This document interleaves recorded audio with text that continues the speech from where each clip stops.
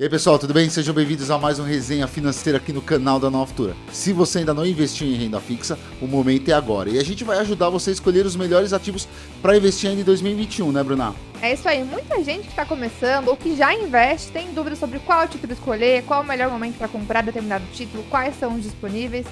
E esse é o assunto de hoje. Para falar disso, quem trouxemos, Ângelo? Grande André. Tudo bem, André? Tudo bem, Ângelo? Beleza, o André que é economista e head de renda fixa e fundos aqui na Nova Futura. André, é o seguinte, agora a renda fixa ficou um pouquinho mais atrativa, a compensação tem muitos ativos, né? Como é que o pessoal vai escolher? Essa é a pergunta de $1 bilhão, né? Fica aí que o resenha tá só começando.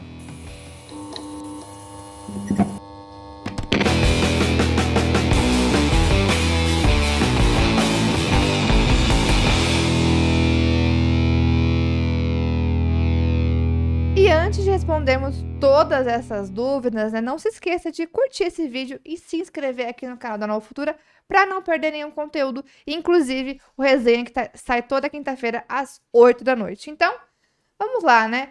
Acho que para começar o assunto, Ângelo, títulos de renda fixa. Quais são os principais títulos disponíveis no mercado? A pessoa que está começando, o que ela vai encontrar ali quando ela busca esse termo renda fixa ou quando ela começa a investir em renda fixa, o que ela vai encontrar?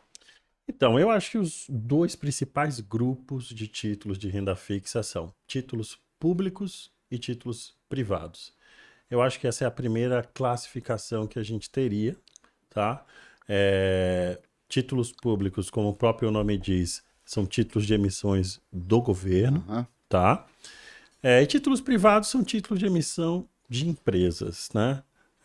Eu acho que talvez essas duas classificações, a partir daí, ela começa a extrapolar para várias outras classificações que a gente tem dos títulos de renda fixa, tá? A gente vai discorrer um pouco sobre ela, mas assim, rapidamente, dentre os títulos públicos e os títulos privados, existem títulos que são pós-fixados, né? E os títulos que são pré-fixados. E a partir do cenário que a gente traçar, a gente vai descobrir qual é o melhor título, onde investir, qual é o melhor para cada objetivo e para cada perfil.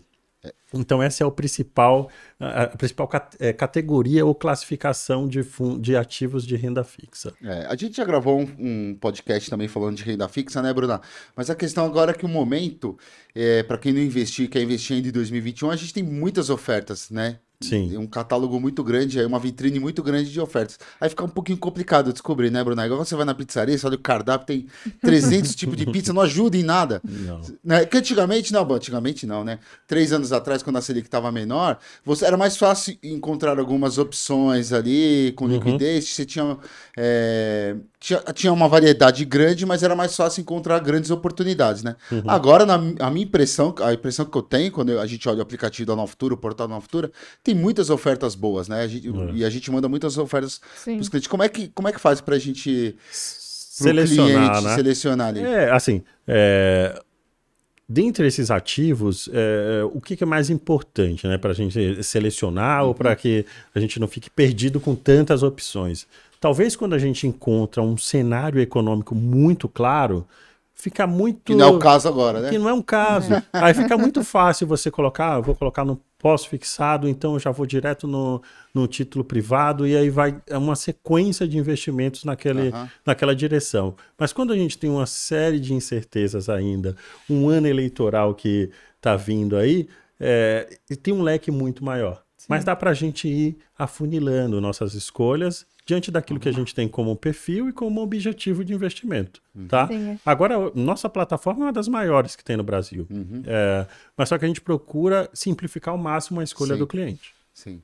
Sim, e hoje, assim, a gente consegue encontrar alguns títulos, por exemplo, pré-fixados já em 12%, 13% ao ano, né, Obama? Não é só 12%, 13% ao ano, é 12%, 13% ao ano muito curto. 2 anos, 3 anos no máximo, coisa que a gente só conseguia a partir de 5 anos, né? Tempo atrás.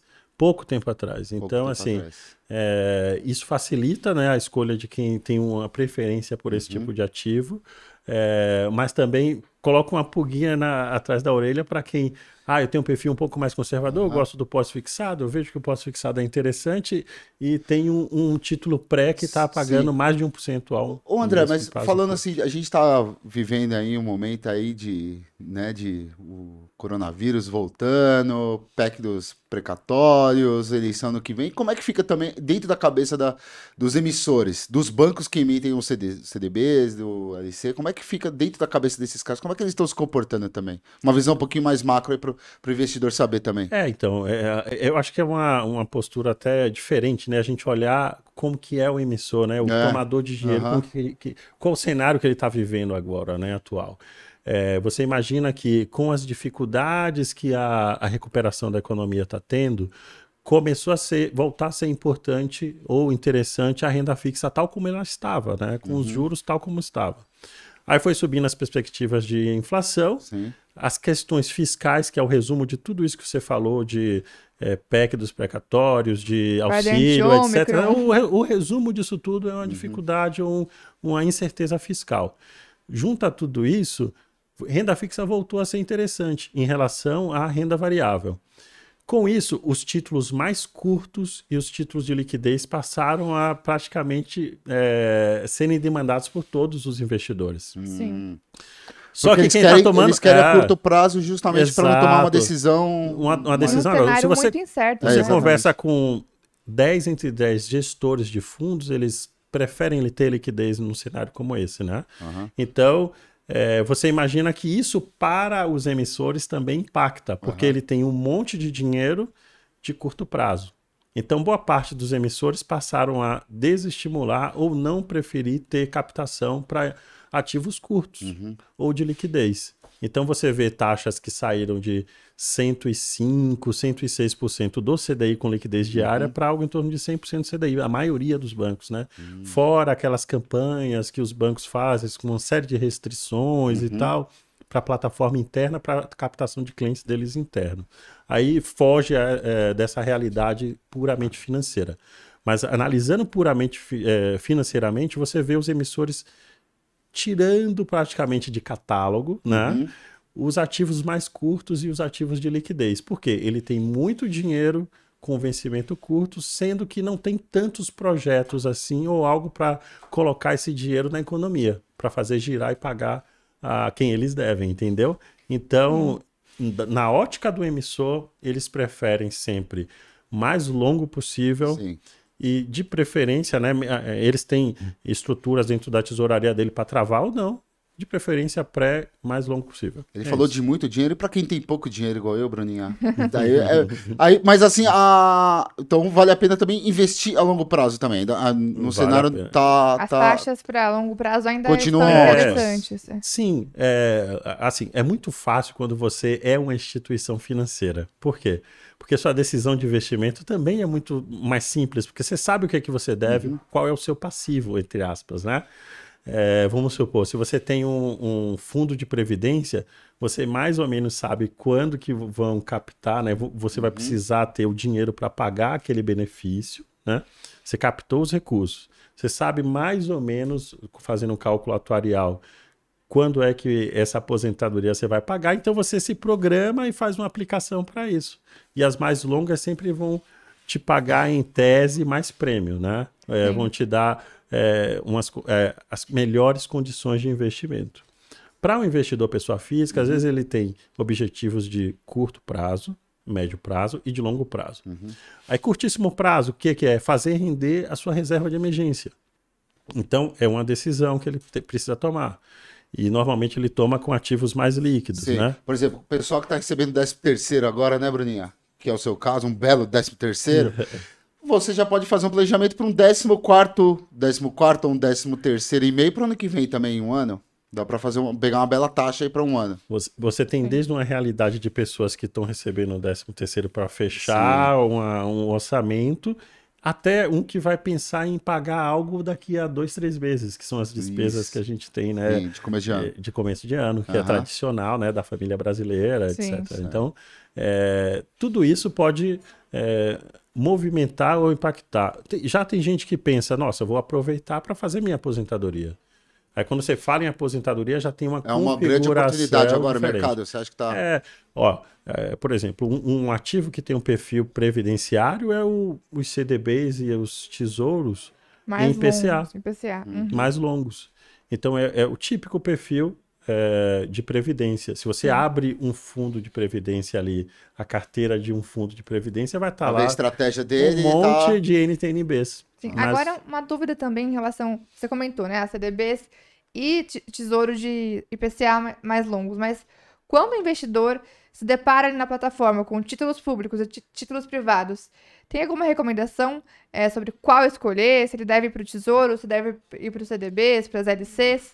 Então, eu acho que a escolha é muito do perfil daquele investidor. Se o perfil do investidor é mais conservador, aí, e vê o objetivo que ele tem, vamos supor, tem um perfil previdenciário, quero colocar um ativo muito mais longo, e quero escolher entre uma NTNB ou então um CDB em IPCA, tá? O CDB em IPCA, ele naturalmente precisa dar um prêmio em cima do título público, do tesouro. Só que, por outro lado, esse risco do emissor que você corre, né, por conta disso que você tem esse prêmio, ele é mitigado pelo FGC, né? Pelo FGC, sim. Entendeu? E até 250 mil, né, por emissor e 1 milhão por CPF. Então, se você tem uma aplicação ali de 50 mil reais, 100 mil reais, e você pode fazer, e você tem um perfil não tão conservador a ponto de só colocar em título público, vale muito a pena você colocar em um CDB em IPCA, por exemplo. As taxas, então, dos títulos privados geralmente são melhores do que as taxas dos títulos públicos. Eu acho que né? você ter a preferência por um título público só se você for extremamente conservador. Se você tem um perfil conservador, aí sim fica ali numa NTNB. É interessante, você vai ter um secundário também razoável, dependendo do local. Se for um tesouro direto, o Banco Central normalmente dá preço para você quase todo dia, caso você queira sair. Lembrando que, por exemplo, um ativo como esse, se você sai no meio do caminho, precisa ver como que está os juros ali para ver a cotação, que você pode ganhar ou perder, independente da aplicação que você está fazendo. Isso é bem ali, importante, né? A taxa que você está fazendo. Sim, isso é bem importante. Até muita gente tem dúvida em relação aos CDBs.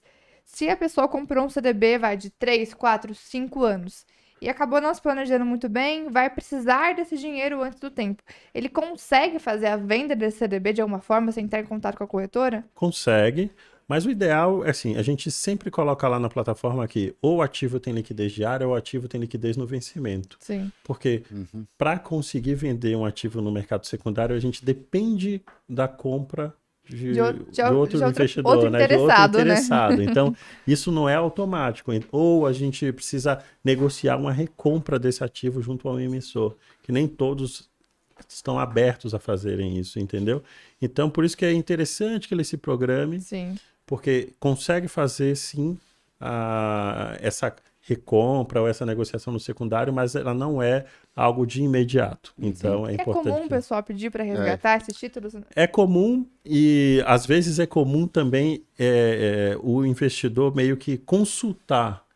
Aí já não é o perfil, sabe? Não é o perfil desse tipo de aplicação, você ir consultando. Nossa, eu apliquei IPCA mais 6 e hoje está IPCA mais 5 a taxa. Vou consultar para ver se eu consigo um prêmiozinho já agora, imediato. Não é o perfil desse tipo de aplicação, tá?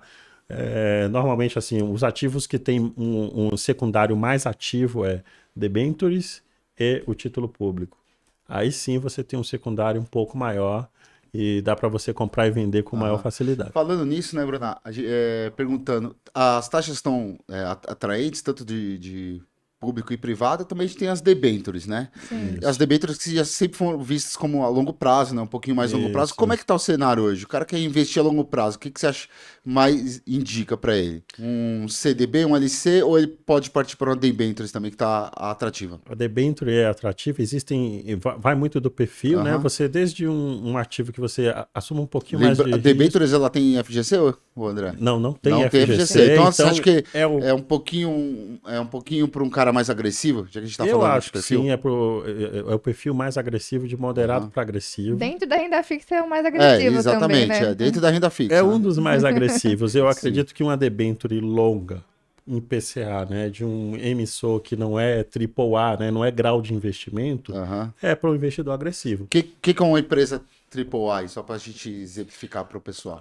Uma Vale do Rio Doce, por exemplo, Sim, que é uma empresa praticamente quase governo, não tem 3A para todas as agências de rating, mas... Rumo tem debêntures, não? Tem debêntures. É uma empresa também... Ela tem já um prêmio de risco um pouco maior. CCR também tem? Tem emissões de cada projeto que ela tem ali dentro, né, de infraestrutura, também tem emissão de debênture, a maioria deles. Legal, né? Então a gente já volta para a parte política, né, Bruninha? É projeto, obras públicas, volta tudo para o mesmo lugar. Né? Volta. Mas são debêntures de infraestrutura, né? Eu ia perguntar exatamente sobre isso. Por ser infra, é debênture incentivada da CCR, né? Eu prefiro colocar no portal... IR, como é que fica? Isento. Isento de IR. Isso. Eu prefiro colocar no portal debêntures que são isentas, né? A maioria delas são isentas, né, de IR. Mas o investidor querendo, nossa, eu quero uma debênture de 1 ano e qualquer nível de risco de crédito. Me mostra algumas opções que tem no mercado. A gente consegue também fazer isso, entendeu? Só é ir lá, falar com o assessor dele e a gente consegue fazer também sob demanda. Agora, qual é o cenário em que as debêntures são mais atrativas? As debêntures, elas têm as 2 formas de remuneração que a gente conhece nos ativos de renda fixa. Ela pode ser tanto pré quanto pós-fixada. Dentro do pós-fixado, ela pode ser pós-fixado indexado ao CDI, que a gente conhece como pós-fixado mesmo, e aqueles que o pessoal chama de híbrido, que é o pós-fixado indexado à inflação. Tá? Então, o que isso quer dizer?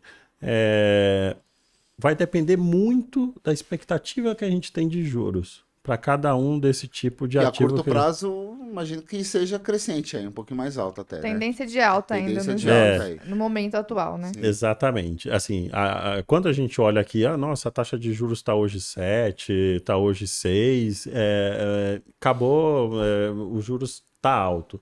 Mas a gente está falando que o jogo aqui está sendo jogado para o vencimento desses ativos. Então, quando você aplica em um ativo com 5 anos para frente, a gente tem que olhar quanto está os juros de 5 anos.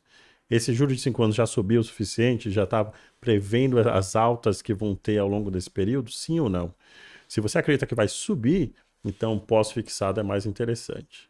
Tá? Sim. Se você acredita que vai cair, então um pré-fixado ou um pós-fixado indexado à inflação é mais interessante. Mas então, isso não só para os debêntures, né? Isso para qualquer título. Os ativos de renda fixa em geral. Sim. Mas por mais que o cenário atual seja de tendência de alta para a taxa de juros, né, expectativa de continuidade de alta da Selic, nós ainda já temos, né, alguns títulos pré-fixados bastante atrativos, né?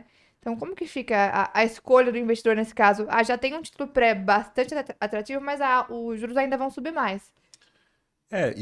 Se você imagina que em períodos de estresse o juros pré ele sobe, isso também é um reflexo nos ativos que mostram para a gente, né? Os emissores mostram taxas que tem prêmio em cima daquele juros que já está estressado diante de alguma pauta, de alguma questão política e por aí vai. Nesses momentos, o investidor que é mais atento, que tem um perfil um pouco mais agressivo, pode aproveitar e já fazer uma aplicação em pré-fixado, sim. Porque você já teve taxas até de 14,5%, próximo de 15% aqui pré-fixado. Então, assim, são taxas bem interessantes para o atual cenário. Sim. E as taxas também mudam quase diariamente, né, André? Quase diariamente. Os pós-fixados não faz muito sentido essa mudança constante, né? Mas só que os prés não. Pré e os ativos que são pós em PCA, ele tem uma mudança praticamente constante, no mínimo semanal. E mudou também, alterou também um pouco dos investidores em geral, devido à bolsa e a volatilidade da bolsa. A semana aqui, né, primeira semana de dezembro, aí, vamos dizer assim, no finalzinho de novembro, tava 100, foi para 104, voltou para 100, 104, voltou para 100 de novo, né, Bruna? Sim.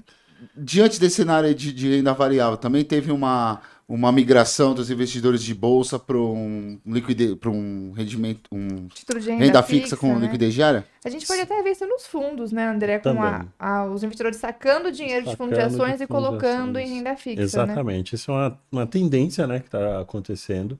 A volatilidade no mercado de renda variável tem afetado, sim. Sobretudo aquele investidor que tem um perfil um pouquinho mais moderado, não entende perfeitamente, ou assim, entende e está sentindo os efeitos da volatilidade, né? O cara que é mais moderado, mais conservador, ele sente um pouco mais. O agressivo, ele vai ali e tenta... A Bruninha conversa com eles o tempo inteiro, meio que sabe como é que é o perfil deles, mas o mais conservador, mais moderado, ele sente, né, essa volatilidade e acaba preferindo, tendo a escolha pela liquidez. É aquilo que a gente estava conversando no início, 90%, se a gente conversar aqui, dos gestores de fundos, se você perguntar para ele o que ele prefere hoje, ele vai preferir a liquidez. Vai optar por esse tipo optar por ter uma parcela da carteira em liquidez. Então, os investidores também acabam tendo um comportamento parecido com parecido. Sim, e assim, a renda fixa realmente acaba voltando a ser a nova queridinha agora, né, com esse movimento de queda na bolsa.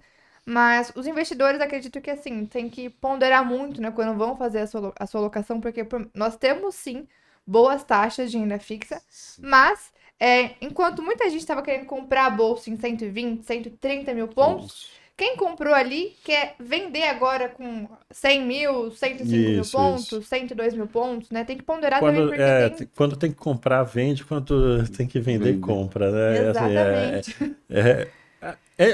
A escolha é difícil mesmo do investidor, por isso que é muito adequado você permanecer dentro do seu perfil de risco para você não tomar decisões equivocadas, precipitadas e erradas mesmo. Mas não é culpa do investidor, é porque realmente o perfil dele é esse.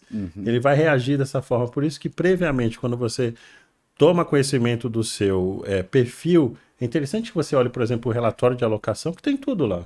Vai ter renda variável, vai ter renda fixa, mas vai ter uma composição adequada para cada classe de investidores, né? Cada perfil de investidor que você é. E aí, nesse momento, o investidor vai rebalancear a sua carteira de acordo com o seu perfil, né? Para não ficar ou muito puxado para a bolsa, ou muito para renda fixa. Lembrando que os bancos, na maioria dos bancos, eles têm um aplicativo deles, nos grandes bancos aí, mas não tem aquelas opções, né, de grandes taxas, de emissores. Então, aqui na Nova Futura é muito importante, né? Ele dá uma olhada, abrir conta aqui na Nova Futura, você dá uma olhada na quantidade de ofertas em renda fixa que a gente tem. Tudo que a gente falou de debêntures, DLC, LCI, CDB, pré, pós.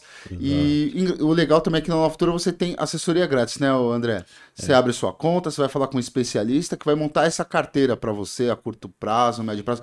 Como o André falou, que é muito importante o investidor aí que está saindo de bolsa, ele vai entender o seu comportamento, os seus objetivos e vai ficar tudo mais claro, né? Exato. Porque a gente está falando bastante aqui, de repente o cara fala, vocês estão até confundidos um pouquinho mais, que é muita coisa, né? A gente está tentando até explicar um cenário, o que influencia, né, nas tomadas de decisões e nas taxas. Taxas significa taxas de rendimento de renda fixa, né? Então, às vezes, fica muita informação, mas você liga aqui na Nova Futura e vai ter assessoria gratuita. E uma outra questão também que eu sempre recomendo para quem me pergunta sobre como começar agora, como montar a sua carteira de investimento, não sabe aonde aplicar, aonde alocar, não entende muito bem ainda quais são os títulos, eu sempre indico o nosso relatório de alocação, que até o André participa da elaboração, né? Sim. E é um relatório que, assim, praticamente já o caminho das pedras dali para o investidor começar a montar a sua carteira. É claro que, assim, quem está começando a investir agora, não tenho nada investido, estou montando reserva de emergência ainda, vai começar a se enquadrar naqueles investimentos aos poucos, né? Não vai conseguir colocar em tudo já de uma vez, mas vai se enquadrando aos poucos. Mas, de modo geral, realmente é um excelente norte olhar para o relatório de alocação, saber qual que é o seu perfil e ter ali o caminho das pedras já pronto, né, André? Você não precisa simplesmente, olha, nossa, a bolsa tem uma incerteza, a volta alta e vou zerar tudo de bolsa. Não precisa ser assim. Se você investe assim, adequado ao seu perfil, você já vai ter uma parte da renda fixa que está compensando eventuais perdas que você tem na renda variável. Então, assim, esse é o valor, né, de você ter uma carteira diversificada de verdade entre diferentes classes de ativo. Sim. E parece até um pouco clichê, né, a gente falar sobre diversificação, mas não tem como fugir disso, Não tem como né? fugir disso. Não tem como. Mas, assim, é o segredo maior do investimento, é você saber diversificar a sua carteira, porque não tem como a gente acertar tudo, jamais. A gente vai conseguir acertar o movimento exato dos ativos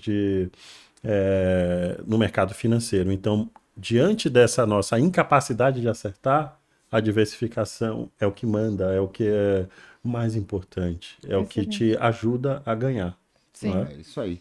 Lembrando que os investimentos em renda fixa de CDB, LC, todos têm garantia da FGC, né, André? Isso que é Isso. importante as pessoas saberem também. Não são todos, né? Não são Vamos todos, lá. mas a grande maioria tem. Né? Vamos lá, explica aí. CDB, LCI, LCA e LC E LC. são cobertos pelo FGC. Até 250 Até 250 mil, Aham. né, por emissor e 1 milhão por CPF. Sim. Tá? Isso vence a cada ano, né? Então, assim, se aconteceu de alguma eventual intervenção de uma instituição e pegar 250 mil do seu limite aqui, depois de um ano vence isso e volta a zerar, você fica com 1 milhão. E tem ativo que tem 40 milhões, né, de garantia do FGC, que é o DPGE, que por essa garantia ser mais robusta... Aí já complicou, explica pra gente. Conta aí, essa nova aí. DPGE é um título que normalmente as instituições financeiras emitem em período de maior dificuldade, né, de empossamento, que a gente chama, né, de liquidez. Eles não estão conseguindo captar dinheiro, né? Então, para facilitar, os institucionais precisam ter essa garantia. Sim. E para o governo não precisar diretamente colocar dinheiro, o que eles fizeram? Estruturaram um ativo que tem uma garantia robusta, em que uma instituição financeira consegue captar volumes expressivos. E esse ativo é o DPGE, tá? Isso é acessível também para pessoa física? É acessível para pessoa física, só que são valores um pouco maiores, a aplicação mínima, né? Sim, e as taxas são atrativas também? As taxas são atrativas também. Só que existem momentos onde as instituições captam. Por exemplo, ela surgiu na crise do subprime, depois foi diminuindo o estoque, diminuindo ao longo desses anos todos e voltou depois da pandemia. E agora também diminuiu, quase que não existe emissão desse tipo de ativo hoje, tá? Mas ainda tem um pouquinho de estoque disso aí no secundário. Sim, legal. Então, se alguém quiser investir, só ligar aqui e falar com o André, né, André? Ver se ele arruma um investimento desses aí para vocês. Mas sabe que nós estamos aqui como responsável pela mesa de renda fixa aqui da corretora e não querendo puxar a sardinha, né? Mas realmente a gente tem aqui excelentes taxas de renda fixa, né? O André consegue barganhar aí com os emissores, como que é, André? Algumas coisas assim, o relacionamento ou uma necessidade ou outra. Ser independente, como a gente fala, né? Uma corretora independente. Ser uma corretora independente tem seus valores, porque a gente tem uma plataforma aberta, de verdade, né? Então, os emissores também, eles precisam fortalecer seu canal de distribuição. Se ele fica dependendo de um ou de outro distribuidor, eles ficam numa situação difícil. Isso é estratégico do ponto de vista comercial, de negócios, né? Então, contando com isso, a gente tem, assim, sempre taxas interessantes para os investidores. Ô, Bruna, a Bolsa bateu aí recentemente 4 milhões de CPFs, né, cadastrados, mas a renda fixa, ela é um pouquinho maior de investidores, né? Você sabe mais ou menos quanto, André? É difícil a gente prever quanto é que mas tem. Mas é muito mais, né? A ideia seria que teria muito mais investidores. Você imagina que fundos lá atrás, eu acho que tinha ao redor de próximo de 10 milhões, 6 milhões, 9 milhões mais ou menos de investidores. Dentro do ambiente de CETIP, eu acho que tem mais investidores. Não tem um número preciso, porque você imagina que para se vender um ativo dentro de uma rede, né, de distribuidor, de grandes bancos de varejo, você consegue muito mais facilidade, né, do que colocar a pessoa para tomar uma decisão de investir em bolsa, que é muito mais difícil, né? Agora, uma outra questão, né? Nós falamos até do relatório de alocação, até vamos deixar aqui na descrição, né, o link do relatório de alocação de dezembro. Vamos. E uma outra pergunta também, né? A gente falou muito de investidor de bolsa e tem muita gente que segue a gente aqui no YouTube, né? Tem muitos traders que nos acompanham aqui no YouTube, que acompanham diariamente a sala ao vivo, nossos calls. E esses traders, essas pessoas que têm um perfil mais arrojado, elas podem ou devem também investir em renda fixa? Para essas pessoas, assim, tem algum título que seria melhor? Depende, é claro, considerando que o perfil é mais agressivo. A renda fixa também deve compor o portfólio. O que você recomendaria para essas pessoas? A resposta é sim. Se você imagina como um investimento de um perfil agressivo, uma NTNB longa, por exemplo, tem um desempenho ou uma volatilidade semelhante a de um índice Bovespa, por exemplo. Tá? Isso tem uma explicação financeira, dá para a gente entender mais ou menos o porquê que isso acontece. Mas puramente de investimento, de você correr riscos, por exemplo, uma que a gente chama, né, B50, B55, ela tem uma vol grande também. Tá? É uma renda fixa, mas... Agora, você imagina também, você é trader, você tem um ganho num trader que você fez e não quer apostar aquele valor, né? Você quer preservar, nossa, ganhei, vou preservar parte, depois vou apostar de novo, eu não sei qual estratégia que cada um tem. Pode preservar também o patrimônio dentro de uma aplicação de renda fixa. Ou se você quer colocar como garantia, não precisa colocar dinheiro e não render nada, você pode comprar simplesmente um CDB de bancos que tenha limite lá na B3, ou colocar, por exemplo, em um título público e depositar lá como garantia também é um formato interessante para quem é trader, tá? Então eu falei aí de praticamente 3 tipos, né, de investimento que um trader pode fazer em renda fixa. Tradar mesmo, que seria títulos ou títulos em inflação mais longo, que tem uma vol bem grande, né? Dá para tradar em renda fixa, né? Olha aí, o André deu uma... Isso, como é mercado de balcão, vai envolver você ter uma relação muito mais próxima das mesas, então não é na mesma velocidade, tudo salvo... Ali de operação. Institucionalmente acontece isso, André? Acontece. Então, grandes instituições, bancos aí conseguem fazer esse day trade aí de... Hoje em dia, você imagina que assim, as mesas, as tesourarias, elas não são mais iguais antigamente, mas antigamente você tinha tesourarias que faziam isso o tempo inteiro. Hoje você tem também que faz isso, mas não tem o mesmo perfil, não assume os mesmos riscos que assumia lá atrás, tá? Até o último ciclo, né, de juros que a gente teve, tá? Mas assim, dentre esses 3 estilos, possibilidades de um trader investir em renda fixa, eu acho bem interessante todos eles. Porque você tem desde que você fica ali tradando, você tem uma preservação do valor que você ganhou ali ao longo dos trades que você está fazendo, e também como uma reserva ali, ou garantia para você fazer suas operações. Sim, então dá para colocar os ativos de renda fixa como garantia para poder fazer as operações. Título público, sobretudo, LFT, você pode colocar lá como garantia para as suas operações. Ô André, você que é um economista, como é que você vê o cenário assim, de investimento? Só para o pessoal ter uma ideia, né? A gente às vezes ouve falar, o Brasil é muito bom, pelo menos tem a questão da inflação, né? Mas por outro lado tem um lado muito bom para você investir em renda fixa. Como é que são os mercados lá fora? Estados Unidos, Europa, tem essa oferta de renda fixa com FGC? Como é que é o investimento lá fora? Tem 2 coisas eu acho interessante, né, desse mercado global. Os maiores financistas sempre falam o seguinte: crises que a gente atravessa no mercado financeiro, as que são na renda variável, elas têm pouco impacto. As que são na renda fixa, como foi o caso, por exemplo, salvo algumas exceções, ou assim, tirando algumas questões assim, que divide bastante, o subprime, por exemplo. 2009? Impacta... 2008, né? Impacta demais, porque você está numa parcela da carteira, né, da instituição financeira que não deveria sofrer isso, né? Ou deveria sofrer... foi relativo à questão de financiamento. Você teve, assim... Em última análise, você teve uma distorção ali da relação risco-retorno. Além disso, você teve um conjunto de outras coisas ali duvidosas, de avaliações, etc. Mas a origem dessas crises que a gente vê em renda fixa é distorção da relação risco-retorno que os ativos têm.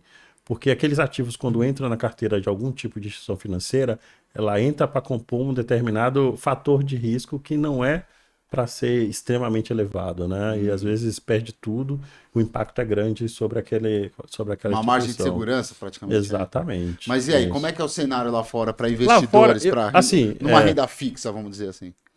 Hoje o mercado está um pouco mais global, isso significa de que os mesmos emissores que estão aqui também estão no mercado de dívida no mundo, né? Isso é bem interessante. Pelo fato de a gente ter um histórico de inflação, a gente tem um peso grande de ativos em IPCA, ou seja, indexados à inflação ou pós-fixado, coisa que lá fora você tem ativos que são mais na cabeça, pré-fixado ali.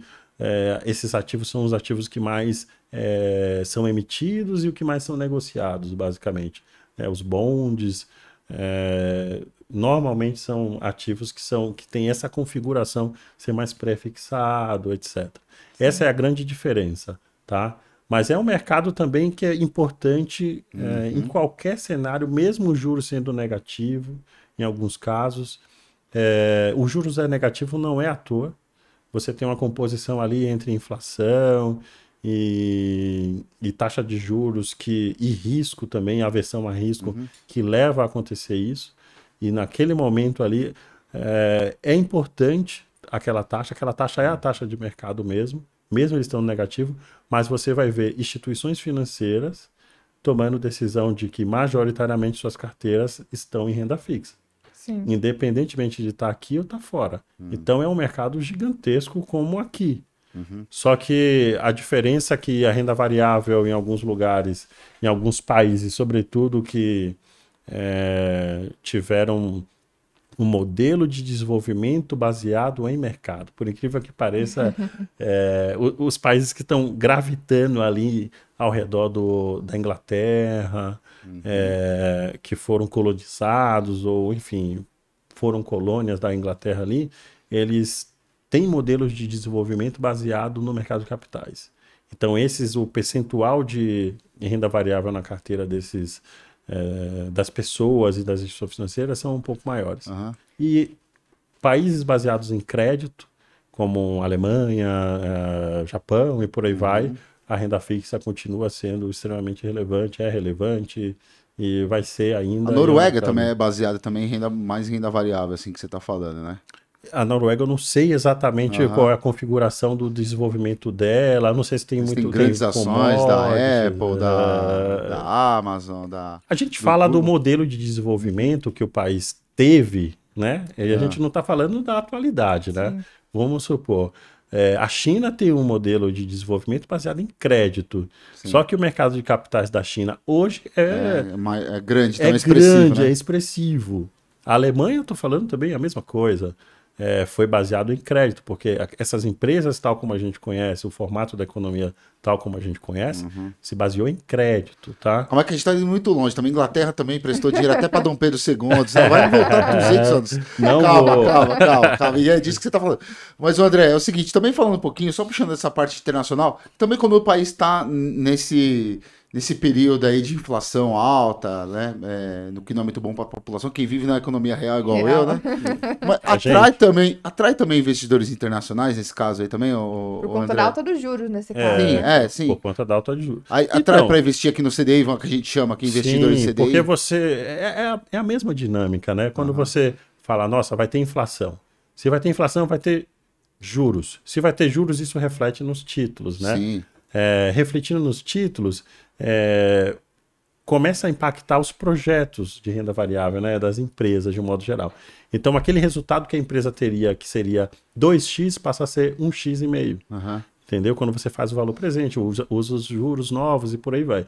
Então, assim, há uma migração natural quando você tem inflação maior, juros maior, para a renda fixa. Tem algum tesoureiro lá em Nova York olhando para o Brasil, falando, vamos investir lá? Como é que é? Sempre tem, né? Sempre tem, né? Como eu te falei, os investimentos hoje são bem mais globais, como a gente chama, do que as barreiras do mercado financeiro foi diminuindo ao longo dos anos, né? Só a gente vê em billions mesmo ali, né? As decisões para quem assiste, né? As decisões do fundo ali do X, eles falam assim, já falou em Brasil, fala em África, né? Fala em outros países. Aquelas operações tradicionais, carry trade, que o pessoal Mas você fica triste às vezes quando você vê isso, né, Bruna? Que aí você vê que o Brasil, você acha que o Brasil tá ali top, mas aí eles colocam o Brasil no nível ali dos outros países, que eu não vou falar pra me chatear aqui, aí você fica meio triste. Mas ainda falando dessa questão global também, né? Até tipo um ponto que é bacana a gente comentar, é que... Eles colocam a gente como igual o Marrocos, aí não dá, né? Marrocos não, né? Tá apelando, né? É. Mas uma outra questão também interessante, né? Que até vai de encontro com o que muitos traders também têm que ficar de olho, é que, por exemplo, a gente está no momento agora onde lá nos Estados Unidos a inflação também está em alta, aliás, no mundo todo, né? Mundo Mas todo. a inflação também está em alta. Lá o Fed estava defendendo muito a tese de que a inflação era temporária. E né? agora é mais... E agora o Powell já começou com um discurso um pouquinho diferente. Grande Powell, né? Que é o presidente do Fed de lá, que é como se fosse que é o Banco Central Americano, né? Isso. Então, Federal agora, exatamente. Agora, quando a gente fala em alguma possibilidade de alta de juros nos Estados Unidos, acaba que o mercado acionário aqui sofre, porque os investidores justamente acabam migrando o capital para lá, por ser a economia mais segura do mundo, sei lá, sobe juros, acaba sendo mais atrativo. Flight to quality, né? Que a gente conhece, que a gente já passa por isso. É difícil porque aí vale um pouquinho a gente discorrer sobre isso, né?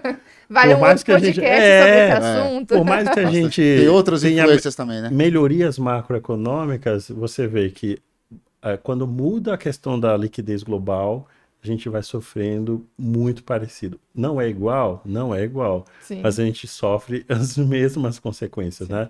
Então, essa tese atual de que a inflação é uma inflação mais permanente, não é uma inflação transitória ou temporária, ela tem feito os juros no mundo subirem. E esse movimento de flight to quality fica interessante, porque se os Estados Unidos estava pagando, vamos lá, grosso modo, juros negativos, começa a pagar juros e começa a pagar juros maiores, começa a ficar mais interessante ir num investimento que eles consideram mais seguro, como você falou, Bruninho. Então, é isso, é um movimento natural, global, e a gente acaba sofrendo um pouco mais por conta disso. Sim, até a gente foi um pouquinho além do tema renda fixa aqui, né? Mas é porque essa questão tudo, de juros engloba e afeta até os traders, né? Porque assim, o mercado aqui vive muito de expectativa, então sai alguma fala do Powell, algo sobre alta de juros lá, já sai vendendo o índice aqui, comprando dólar, então assim, tem uma influência no curto prazo, né? Sim. E, enfim, é uma questão que vai até um pouco além do nosso tema de hoje aqui, que é renda fixa.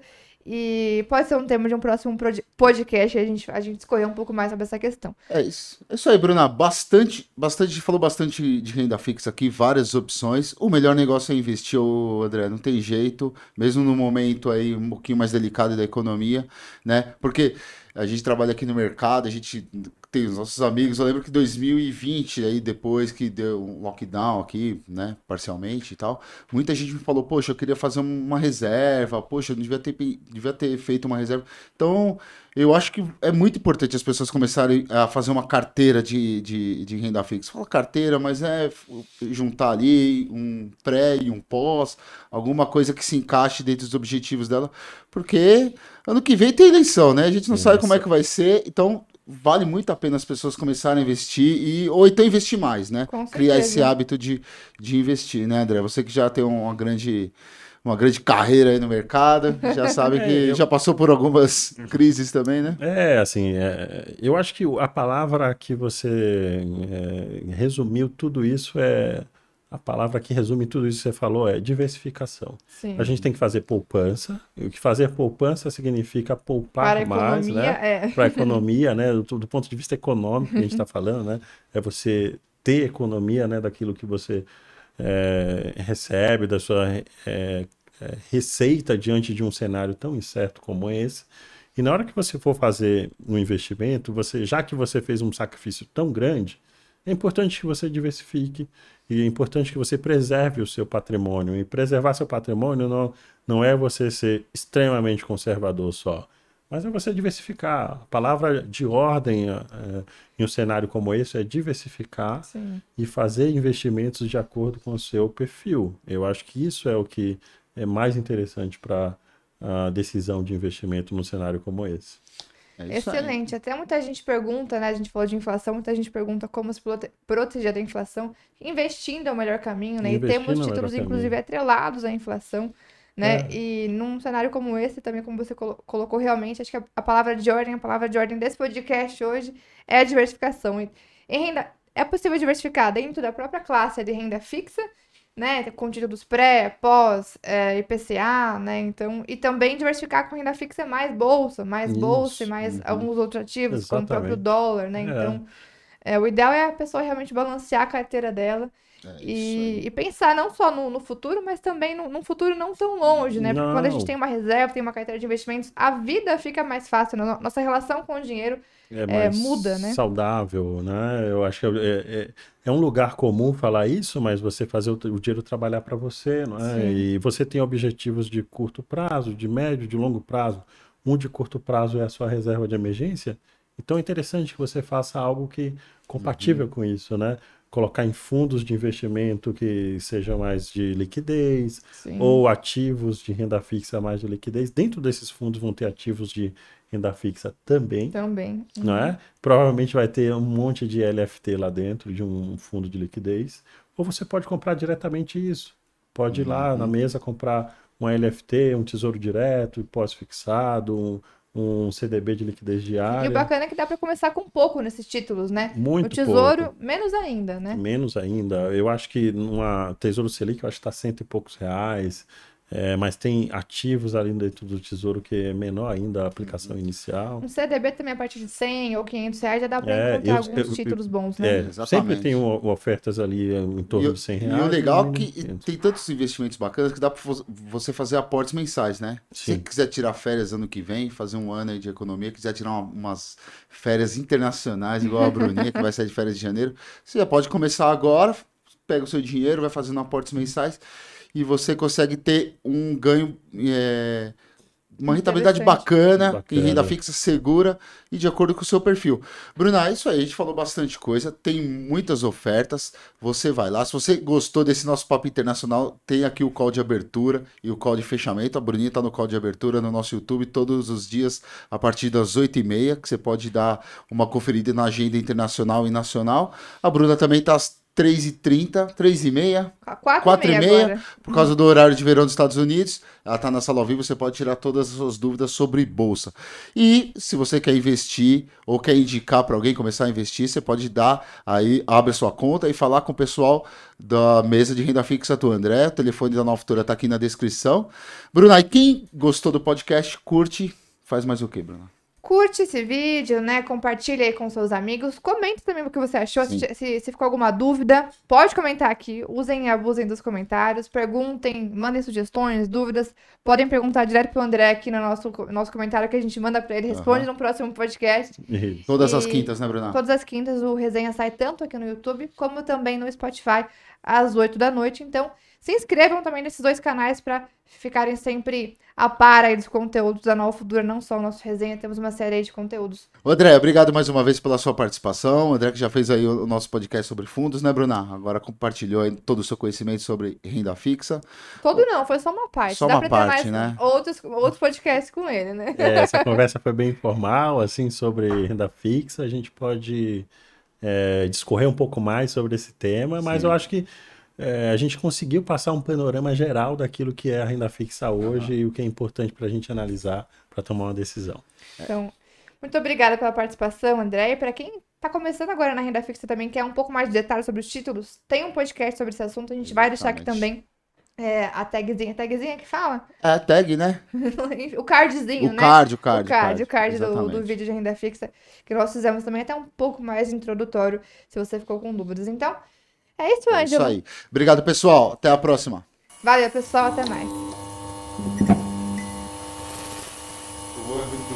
Deu um tchauzinho. Valeu. Valeu pra dentro.